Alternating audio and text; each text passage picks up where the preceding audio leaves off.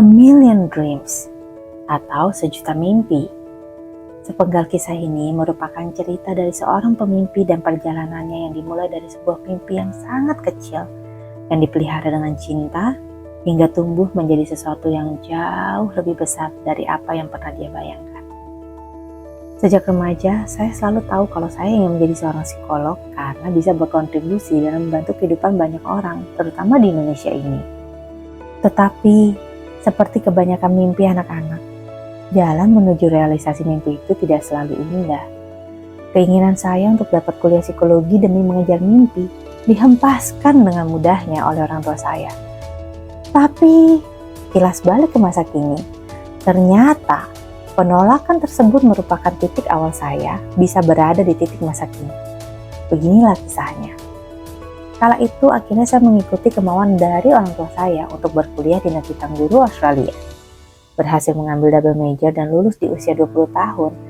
Langsung saya pulang ke Indonesia untuk bisa mencari jalan kembali menyalurkan passion saya pada bidang-bidang yang saya anggap nyerempet deh dengan dunia psikologi. Mulai dari menjadi guru TK sampai kerja di stasiun TV anak pernah saya jalani. Dengan kerja keras saya, akhirnya saya berhasil mencapai kesuksesan finansial. Namun, jauh di dalam hati selalu ada bisikan suara kecil yang tak pernah hilang, yang mengingatkan pada mimpi saya yang dulu pernah saya miliki. Sebuah mimpi yang masih menunggu untuk diwujudkan. Akhirnya pada tahun 2014, saya memutuskan untuk berhenti berlari dari suara itu. Saya memutuskan untuk kembali ke mimpi saya yang sebenarnya, yaitu dunia psikologi. Tapi tentunya saya harus bersikap realistis. Gak mungkin dong saya harus kuliah lagi 7 tahun demi menjadi seorang psikolog. Tapi fakta ini malah membuat saya ingin menciptakan sesuatu yang jauh lebih besar. Sesuatu yang dapat membuat orang lain menemukan jalan hidup mereka, seperti yang pernah saya perjuangkan dahulu kala. Itulah saat tes bakat Indonesia dilahirkan. Namun tentu saja perjalanan ini tidaklah mudah. Banyak yang menganggap mimpi saya ini aneh, bahkan dinilai tidak realistis meninggalkan karir yang begitu menjanjikan untuk mengejar sebuah impian masa kecil belaka. Tetapi saya tidak mundur. Saya tahu bahwa mimpi ini adalah bagian dari diri saya yang tidak bisa diabaikan.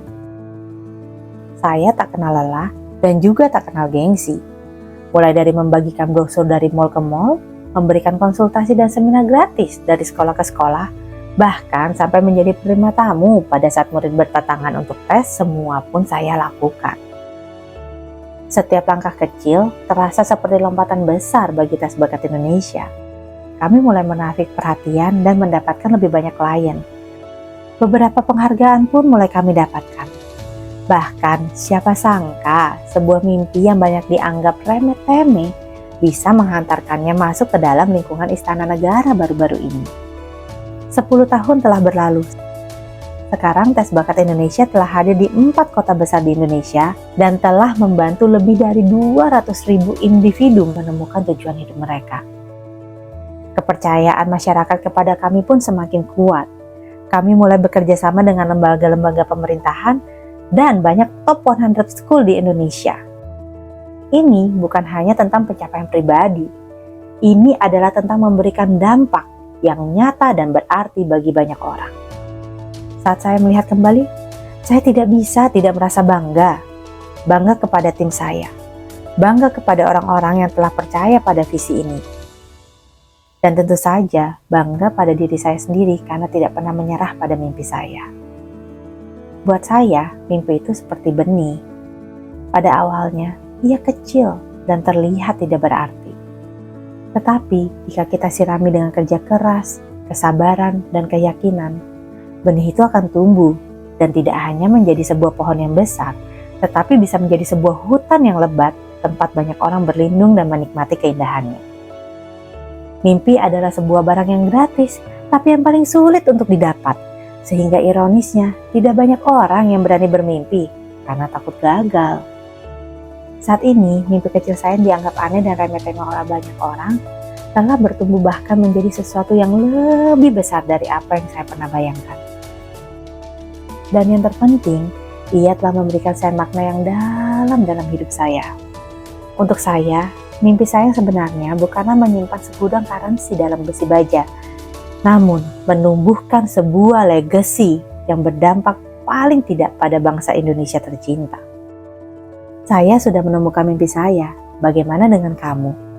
Beranikah kalian semua untuk bermimpi?